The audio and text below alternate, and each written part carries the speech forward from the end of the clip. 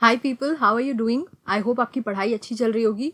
आज हम class 6 history का चैप्टर 10 करने जा रहे हैं, new empires and kingdoms. As usual एकदम सिंपल फॉर्मेट में इस चैप्टर को कंप्लीट कर लेंगे। So let's start.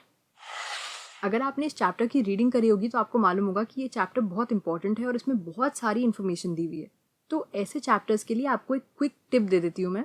जब भी आपको कोई ऐसा लॉन्ग इंपॉर्टेंट चैप्टर मिले तो आप अपनी अंडरस्टैंडिंग के लिए उसको ब्लॉक्स में डिवाइड कर लिया करिए। ब्लॉक्स क्या होते हैं? फॉर एग्जाम्पल, हमने इस चैप्टर को 4 ब्लॉक्स में डिवाइड कर रखा है जो आपको एक ब्रॉड आइडिया देंगे कि इस चैप्टर में क्या क्या आता है। जब आपको हेडिंग्स याद होंगी कि इस चैप्टर में क्या क्या कंटेंट है, so you will always remember कि उसके बारे में क्या पढ़ाया गया था। तो हम शुरुआत करते हैं समुद्रगुप्त से। उस समय एक बहुत ही इंपॉर्टेंट डायनास्टी थी जिसका नाम था गुप्ता डायनास्टी। उसके एक बहुत ही फेमस रूलर थे समुद्रगुप्त। लेकिन हमें इनके बारे में कैसे मालूम? आपको याद होगा कि हमने अशोकन पिलर के बारे में पढ़ा था जो इलाहाबाद में है। उसी पिलर पे एक बहुत ही लंबा इंस्क्रिप्शन है which tells us about Samudragupta. ये जो इंस्क्रिप्शन था ये स्पेशल था क्योंकि इसको काव्य के फॉर्म में लिखा गया था। काव्य मतलब poem. And it was composed by Harisena. Harisena कौन थे? समुद्रगुप्त के कोर्ट में एक पोएट और एक मिनिस्टर। तो ये सब ऐसे वन वर्ड आंसर्स हैं जो एग्जाम्स में पूछे जाने के बहुत चांसेस होते हैं। इस टाइप के जो इंस्क्रिप्शंस होते हैं जिसमें किंग की तारीफ करी गई होती है उसका एक स्पेशल नाम होता है। इसको प्रशस्ति कहते हैं। प्रशस्ति क्या होता है? It is a Sanskrit word जिसका मतलब होता है इन प्रेज ऑफ, मतलब किसी की तारीफ में। ये एक स्पेशल तरह के इंस्क्रिप्शंस होते हैं और प्रशस्ति बहुत सारे रूलर्स के बारे में लिखी गई थी। फॉर एग्जाम्पल, हमने पहले के चैप्टर्स में गौतमी पुत्र श्री सतकर्णी के बारे में भी पढ़ा था। उनके बारे में भी प्रशस्ति लिखी गई थी। लेकिन जब गुप्ता डायनास्टी पावर में आई उसके बाद से प्रशस्ति की इंपॉर्टेंस बढ़ गई। समुद्रगुप्त की जो प्रशस्ति है that describes him as a great warrior और एक ऐसे किंग जिन्होंने बहुत सारे बैटल्स में विक्ट्री हासिल करी है।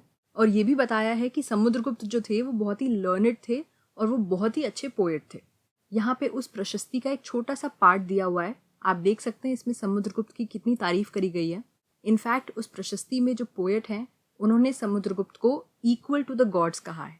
और इस प्रशस्ति की एक और खास बात क्या है? इसको बहुत ही लॉन्ग सेंटेंसेस में लिखा गया था।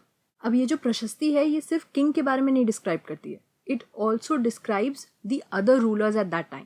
हरिसेना ने 4 तरह के रूलर्स के बारे में डिस्क्रिप्शन दिया है और ये भी बताया है कि समुद्रगुप्त उनकी तरफ क्या क्या पॉलिसी यूज करते थे।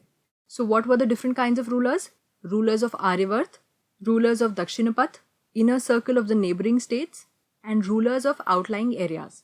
इन चारों को फटाफट इंडिविजुअली पढ़ लेते हैं। आप देख सकते हैं मैप में जो हिस्सा ग्रीन कलर से मार्क्ड है that is the area which was under the Aryavartas. Aryavarta rulers में देयर वर 9 रूलर्स जिनको समुद्रगुप्त ने डिफीट किया था और उनके किंगडम्स को अपने किंगडम का हिस्सा बना लिया था। जो रूलर्स ऑफ दक्षिणपथ थे, आपको याद होगा हमने ये वर्ड पहले भी पढ़ा है। This word was use to denote southern India. Dakshinapatha kingdoms की जो भी कैपिटल्स थे उनमें से काफियों को यहाँ पे रेड डॉट से मार्क किया गया है। यहाँ पे 12 रूलर्स थे जिनको समुद्रगुप्त ने हराया था वॉर में, लेकिन उसके बाद उन्होंने अपने आप को समुद्रगुप्त को सरेंडर कर दिया था और इसीलिए Samudragupta allowed them to rule again. Third आता है नेबरिंग स्टेट्स। आप मैप में देखेंगे जो भी एरिया पिंक से मार्क्ड है that denotes the inner circle of the neighbouring states, जिसमें इंक्लूड होता है असम, कोस्टल बंगाल, नेपाल और बहुत सारे गण और संघ जो नॉर्थ वेस्ट में सिचुएटेड थे। ये वो स्टेट्स थे जो समुद्रगुप्त के किंगडम के आसपास नेबरिंग स्टेट्स थे।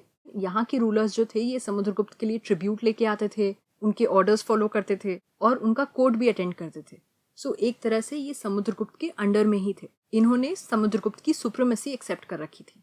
And the fourth category was rulers of the outlying areas, जो एरियाज गुप्ता किंगडम से काफी दूर सिचुएटेड थे।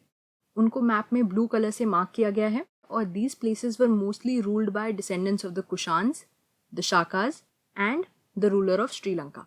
इन एरियाज के रूलर्स ने भी अपने आप को समुद्रगुप्त को सरेंडर कर दिया था और as a peace offering they offered their daughters in marriage to Samudragupta.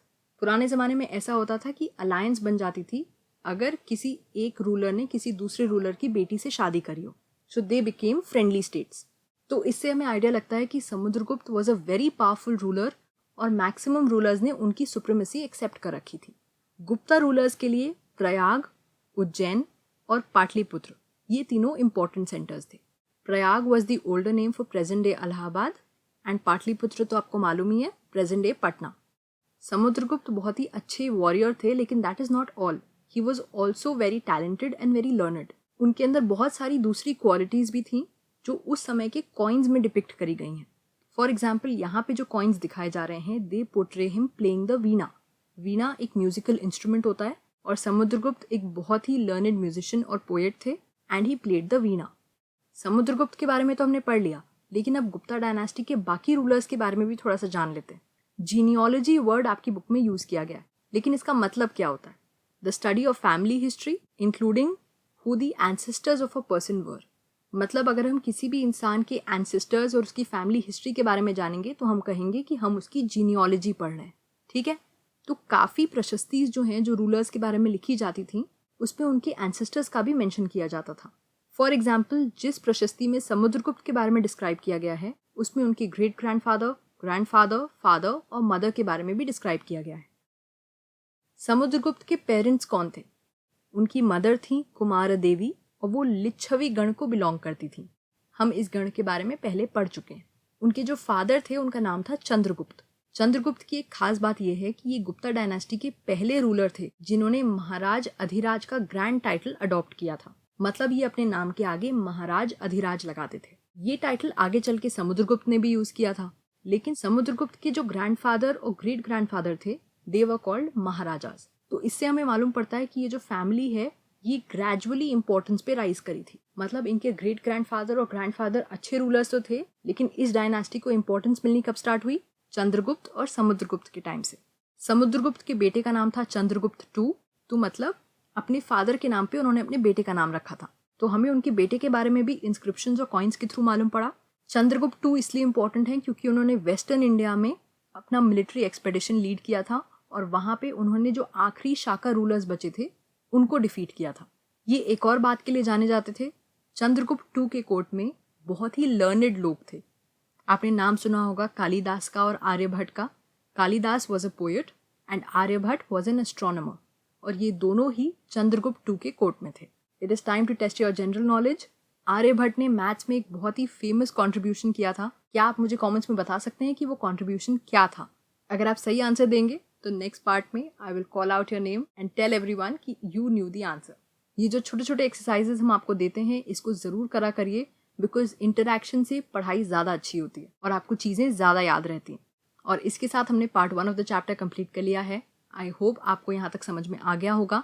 अगर आपको ये लेक्चर पसंद आया है तो सब्सक्राइब ज़रूर करिएगा, बिकॉज उससे हमें ये मालूम पड़ता है कि आप हमारे हार्डवर्क को अप्रिशिएट कर रहे हैं। I see you guys next time with the next part of this chapter. तब तक के लिए stay safe and study well. Bye bye.